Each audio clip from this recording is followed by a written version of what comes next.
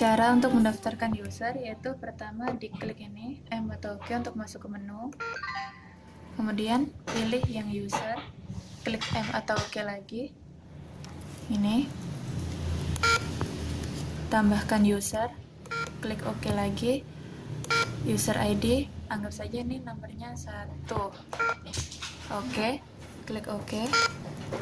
Kemudian namanya semisal Eka. Kita ketik Eka, kemudian OK lagi. Oke, udah masuk Eka. Terus mendaftarkan jari.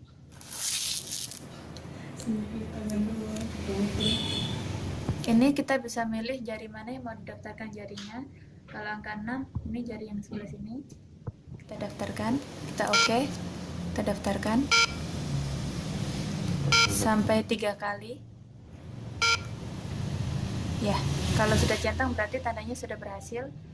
Kemudian kursor yang bawah, kita klik yang wajah. Oke. Fokuskan mata Anda di dalam kotak hijau. Oke, kita fokuskan mata pada kotak hijau. Fokuskan mata Anda di dalam kotak hijau. Terima kasih.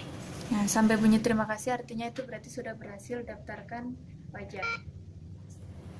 Udah, sampai sini udah.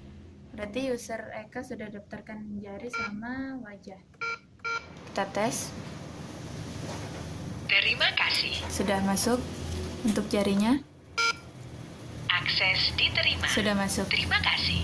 Udah, terima kasih.